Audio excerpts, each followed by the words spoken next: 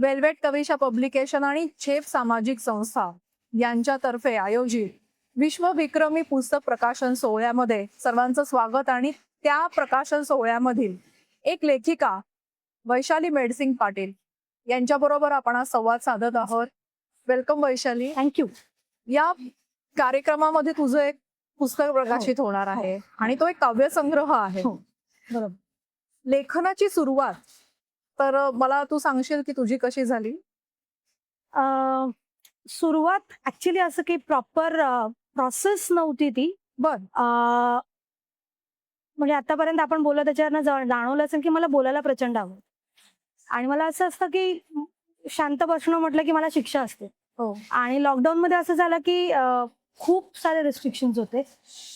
दररोज 10 तास 12 तास ऑफिसला जाणारा माणूस एका ठिकाणी, हो. रोज 3-4 माणसं, ती पण वैतागलेली की त्यांना काय रोज तेच ऐकवतेस. तर असं होतं की आता कोणाला सांगू. आणि त्यावेळेला गणपती वगैरे होते आणि दरवर्षी आईकडे जाणं होतं हक्काची गौरी म्हणून. त्या वर्षी जाताच नाही आला आणि मी प्रचंड रडत होते की मला जायचंय. ऑप्शनही नव्हता. मग का माहिती नाही, कसं माहिती नाही, बट मी पहिल्यांदा लिहिली कविता, पंचमीची मेहंदी लिहिली आणि बाप्पा. वा. आणि कुठेतरी मला ते असं होतं की माझ्या मनातनं मला बाप्पाला जे सांगायचं होतं की बाप्पा लवकर विघ्न सरू दे. तर तिथं ते मी लिहायला सुरुवात केली. आणि मग आधी फक्त मैत्रिणी होत्या, आई आणि मोठी मुलगी, त्यांना सांगत होते. मग हळूहळू लिहत गेले आणि मग मे बी तिथून कुठेतरी प्रोसेस सुरू झाली. मस्त. एक इंजिनियर मुलगी ते एक लेखिका, हा तिचा असा मस्त प्रवास आहे. तुझं लहानपणापासून वाचन आहे? हो, वाचन आहे, पण असं हा लेखक किंवा याचं वाचन केलं असं नाही. जे जेव्हा मिळेल ते वाचत राहणं आणि सुरुवात केली की ते संपेपर्यंत वाचत राहणं. म्हणजे एकदा तर शाळेत मला पकडलं गेलं होतं की मी लायब्ररीचं पुस्तक तास सुरू असताना वाचत होते. मग ते वेडे पण होतं. आणि ते अजूनही आहे की एखादी गोष्ट सुरुवात झाली की ती वाचून संपेपर्यंत शांत नाही व्हा. खरं. सो लहानपणापासून ती सवय आहे. लेखक आवडीचे? त्यामुळे असं स्पेसिफिक लेखक नाही, पण शंकर पाटील आहेत, पु ल देशपांडे. पण फार हेवी वाचणं त्यावेळेला मे बी कळतही नव्हतं. पण आता बऱ्यापैकी सगळ्याच प्रकारचं वाचते, हिंदी, इंग्लिश, मराठी. जे त्या मुवमेंटला, त्या मूडला मला सूट होईल ते सगळ्याच प्रकारचं वाचते. मस्त मस्त. तू लेखनाची सुरुवात कधीपासून केलीस? हितगुज मनाशी हा तुझा काव्यसंग्रह प्रकाशित होतोय, पण याच्या आधी लेखनाची सुरुवात? लेखनाची सुरुवात लॉकडाऊन मध्ये झाली. बऱ्याच जणांचं असं आहे की लॉकडाऊन ऑथर्स, तर मी त्यातली एक. त्यावेळेला असं खूप काही वाटायचं, खूप काही बोलावंसं वाटायचं, पण इनमिन 3-4 जण घरात जे ऑलरेडी कंटाळलेले, वैतागलेले, मग आता करायचं काय, तर लिहून काढूया, बघूया. आणि तिथून ती प्रोसेस सुरू झाली की मला शांत वाटतंय, मला मोकळं वाटतंय. क्या बात. तर लिखाणाची सुरुवात तिथून झाली. मस्त. लहानपणापासून लिहायचीस का? नाही. किंवा वाचन तुझं? वाचन पण ते पण असं रूढार्थाचं, म्हणजे हा लेखक किंवा हे रिटर्न फॉर्म असं नाही. जे दिसेल, जे वाटेल, लोकसत्ता न्यूजपेपर, त्यातल्या पुरवण्या, मग ते पूर्ण असं प्रॉपर भांडून वाचलेलं आहे. पण त्यामुळे वाचणं महत्वाचं आहे. काय कोणत्या फॉर्म मध्ये याचा तसा फारसा फरक नाही पडत. तसा नाही फारसा फरक पडत. वाचन जसं तू म्हणलीस की कुठल्याही प्रकारचं वाचन करणं महत्वाचं आहे, पण लेखन करताना तू एका बैठकीत लिहितेस का तू जसं सुचेल तसं लिहितेस? मी आता इंटरव्ह्यू घेतानाही तुम्हाला जाणवलं असेल की एका प्रश्नाचं उत्तर मला त्या मुवमेंटला जसं वाटतं तसं देता येते. मला असं मुद्देसूद किंवा विषय सांगून लिहिणं नाही जमत. अजूनही ती प्रोसेस खूप मोठी आहे माझ्यासाठी. तर त्या मुवमेंटला जे वाटतं, जे जाणवतं, जे मी पाहते, जे मला बोलावंसं वाटतं, कधी बोलता येतं, कधी बोलता येत नाही, मग त्या मुवमेंटला ते लिहून घेते. आणि मग मी माझ्यापुरती मोकळी झालेली असते त्या साखळीतनं विचारांच्या. आणि सध्या तरी मी त्याच स्टेजला आहे. अजून खूप मोठा पल्ला आहे, पण सध्या ही स्टेज गाठता आलेली आहे की एखाद्या गोष्टीचा राग येतोय, वाईट वाटतंय, आनंद होतोय, तर ऍटलीस्ट त्या फिलिंग्स हँडल करता येत आहेत लिहून काढल्यामुळे. खूप महत्वाचा आता तू मुद्दा वैशाली बोलली आहेस की आपण स्त्रिया असतो आणि आपण बरोबर. व्यक्त होण्यासाठी एक माध्यम शोधत असतो आणि तू ते कवितेच्या ह्याच्यातून स्वतःला शोधलंयस. एक्झिक्युटिव्ह डिरेक्टर म्हणून ती काम करते आणि आज तिचं प्रकाशन एक पुस्तक होतंय. येस विश्वविक्रमामध्ये तुझं एक पुस्तक असणार आहे. येस. तर वेल्वेट कविशा पब्लिकेशन आणि हा विश्वविक्रम याच्याबद्दल काय सांगशील? खरं तर मी म्हणेन की ही जी 40-45 माणसं दिसतात हो. ही वर्षाने कमवलेली माणसं. खरंय. आणि म्हणजे मी तिला अरे तर जुरेश म्हणते, मी अहो जाऊ मला जवळचं वाटत नाही. तर मी तिला नेहमी हेच म्हणत असते की वर्षा तू एकदम वेगळी आहेस.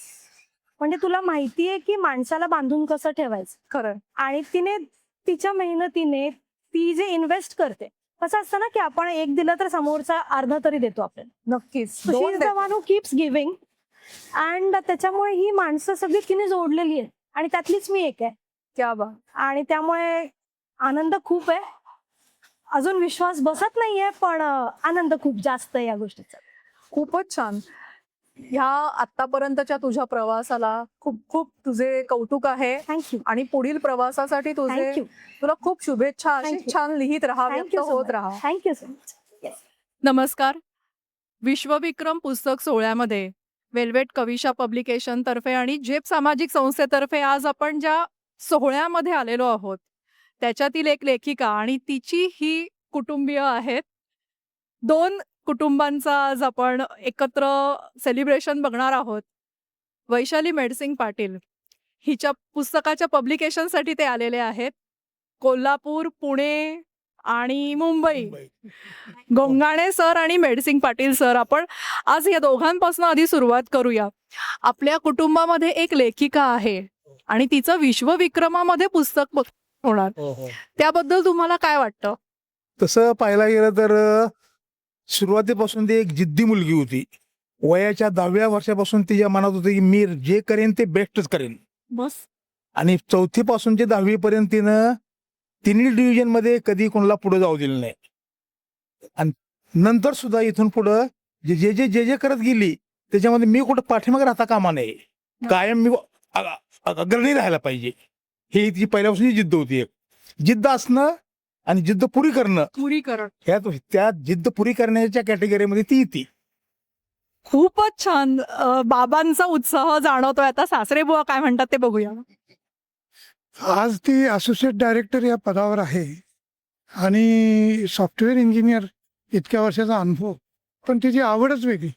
म्हणजे कधी चित्र काढायचं, कधी हे करायचं, मुलींच्यावर लक्ष द्यायचं, आमच्याकडं यांच्याकडं संपर्कात राहायचं. खरोखर जिद्दी आहे ती आणि खूप मोठं व्हावं तिनं, असंच लेखिका म्हणून पुढे यावं हे आमचे नेहमी तिला आशीर्वाद असते. मस्त. म्हणजे या दोघांनी एकीने तिला पुढे आणून सोडलंय आणि आता काका तिला पुढे जाण्याचं प्रोत्साहन देत आहेत. हे ऐकून इतकं छान वाटतंय. Vaishali is a really blessed person, I must say that. आता 2 आयांची मतं ऐकूया. सासूबाई. नाही, आई सून चांगलीच आहे, त्याबद्दल काही प्रश्नच नाही. आणि हर हुन्नरी आहे खरं तर. प्रत्येक आणि तिला हौस आहे. आई हे करूया का, आई ते करूया का, आई तुम्हाला ही साडी देते, आई हे करूया, अशी म्हणजे खूप हौस करते. आणि आई विश्वविक्रम होणार त्याबद्दल काय वाटतं आणि लेखनाबद्दल काय वाटतं? हे तुम्हाला वाचून दाखवते लेख ती? नाही, ती पाठवते मला. मी कोल्हापूरला असते ना, त्यामुळं वाचते मी तिच्या. नेहमी रिमार्क करते, गुड हे असे हे करते, सिम्बॉलिक वगैरे हे संपूर्ण आहे. आणि छान वाटलं. पण एकमेकींच्या बरोबर प्रवास पुढे सुरू राहणार. आता मी महत्वाच्या व्यक्तीकडे येणार आहे, ज्यांनी त्याच्या खोड्या पण पाहिलेल्या असतात. बाबा कौतुक करतील ते ठीक आहे, पण आईकडून काय येतंय ते बघूया. विश्वविक्रम आणि लेखन याबद्दल तुम्हाला वैशालीबद्दल काय सांगावं असं वाटतंय? मला परमेश्वरानं ते एक गिफ्ट दिलंय. माझ्या पोटी येऊन तिनं लक्ष्मी आली माझ्या पोटी ती. आणि तिनं जे मी पाहिलं तिच्यात स्वप्न ते पूर्ण केलं सगळं. त्याच्यासाठी मी परमेश्वराचे आभार मानीन. आणि अशीच मोठी मोठी मोठी मोठी लेखिका हो, असेच माझे आशीर्वाद असतील. आणि मी तिच्या सदैव सदैव पाठीशी राहीन. सगळ्या गोष्टीला तिला प्रोत्साहन करेन. आणि इथून पुढं ती पुढं आणि मी मागे असेल तिच्या आशीर्वादाच्या रूपाने आणि सगळ्या प्रगतीच्या रूपाने. आणि मी तिला मरेपर्यंत सहकार्य करीन आणि माझा तो स्वाभिमान आहे असं मी कौतुकानं आणि स्वाभिमानानं सांगेन. वैशालीच्या कुटुंबियांचे हे सगळं मनोगत ऐकून खूप छान वाटतं आहे आणि हा विश्वविक्रम होण्यापेक्षा पण आपल्या सगळ्यांच्या चेहऱ्यावर एक हसू येणं आणि आपल्यातल्या एका व्यक्तीला पुढे जाताना बघणं हे जास्त छान आहे. वैशालीला खूप खूप शुभेच्छा. थँक्यू. आपल्या मोठ्यांचे आशीर्वाद तर असतातच, पण आपल्या सहचारी आणि आपल्या नवीन पिढीकडनं पण आपल्याला कौतुक मिळालं तर वैशालीच्या सहचार्याचं काय मत आहे, तिच्या लेखनाबद्दल क्रिटिक आहे का प्रोत्साहन मिळतं हे आपण ऐकूया. तिचा आज विश्वविक्रम होणार आहे, तिचं लेखन त्याच्यात प्रकाशित होईल, त्याच्याबद्दल तुमचं काय मत आहे? खरं तर आता ती आय टी क्षेत्रात आहे, मी मॅन्युफॅक्चरिंग क्षेत्रामध्ये आहे. तर म्हणजे मला तर काय एवढा उत्साह पुस्तक वाचणे वगैरे मध्ये नाही आहे. आणि मला नॉर्मली लेखिका म्हणजे असं वाटायचं की बाबा पेन पेन्सिल घेऊन कागदाचा बोळा करून फेकणार, विचार करणार. पण हा असा काहीच प्रकार झाला नाही. कारण रात्रभर मोबाईल घेऊन बसायची, मी झोपायचो. ते मग म्हणायचं, "मोबाईल ठेवून दे यार, काय चाललंय तुझं?" तर ती म्हणायची, "नाही, मी काहीतरी लिहिते." म्हटलं, "लिहिते थोडी आहे, मोबाईल थोडी लिहितात." मग नंतर असं कळायला लागलं की हां, काहीतरी लिहिते. आणि मग जसं-जसं तिनं सांगितलं की हे माझं कव्हर पेज असणार आहे. आणि जसं मग मी आज इकडं आलो आणि मग कळायला लागलं की नाही, खरंच काहीतरी मोठी गोष्ट आहे. म्हणजे नुसतं मोबाईलवर बोलणं किंवा टाइप करणं किंवा मोबाईल बघत बसणं म्हणजे म्हणजे ईझी वाटतं लोकांना, पण त्यातनं पण खरंच एखादं पुस्तक निर्माण होईल, हे आत्ता इथं आल्यावर वाटतं. आणि त्याच्यातून विश्वविक्रमामध्ये तिचं हां, तिचा आज सहभाग आहे. आणि म्हणजे बाकीचे पण एवढे सगळे बघितल्यानंतर खरंच प्रोत्साहन येतो. आणि एक 40-50 लेखक पण बघितले, हिला बघितलंय आणि द वे दे आर म्हणजे एकमेकांची बॉन्डिंग पण लगेच होते, कनेक्ट होते. आणि क्रॉस फंक्शनल आहेत, म्हणजे असं नाही की सगळ्या क्षेत्रातले सगळे आहेत. आणि मग आम्हालाही प्रोत्साहन येतं आणि खरंच आनंद होतो. इतकं छान मनोगत व्यक्त केलं आहे आणि कदाचित वैशालीसाठी पण आज सरप्राईजच असेल. आपण नवीन पिढीला काय वाटतं ते बघूया, की तिच्या मुलींचं काय मत आहे, की आपली आई लेखिका, आपली आई जर लेखन करते, तर त्यांचं काय मत आहे आपण ते जाणून घेऊया. दोघी मिळून सांगा. हां. तर मी तिची मुलगी आर्या, जेव्हापासून ती लिहित होती तेव्हापासून पहिली ते शेवटची कविता मी प्रत्येक कविता वाचली आणि त्या प्रत्येक कविताबद्दल मी तिला सांगितलं, की असं कर, तसं नको करू. त्याच्यामुळे मी तिची पहिली क्रिटिक होते किंवा मी पहिली प्रोत्साहक होते, की हे कर. आणि ती आधी म्हणजे सोशल मीडियावर लिहायची. मग नंतर मग तीच बोलली, की "आपण हे करूया का?" मी म्हटलं, "हो, करूयात ना." म्हणजे तिला आधी डाऊट होता, की आधी कसं करणार आपण? मग मीच म्हटलं, की "होईल, आरामात होईल, सगळं होईल." So I am really proud of her and मला खूप अभिमान आहे. जेव्हा मम्मीने लिहायला सुरू केलं तेव्हा मला काही कळतच नव्हतं कारण की ते मराठीचे शब्द मला येळ-येळ येत होते. पण मग थोड्या दिवसानंतर जेव्हा तिनं पुस्तक बोलली, ती पुस्तक काढणार आहे, तर तेव्हा मी थोडं वाचायला सुरू केलं. मला खूप चांगलं वाटलं की मम्मा पण आता असं पुस्तक लिहिणार, तर मला आवडलं खूप जास्त. मेडसिंग पाटील फॅमिलीला खूप खूप शुभेच्छा. Thank you all.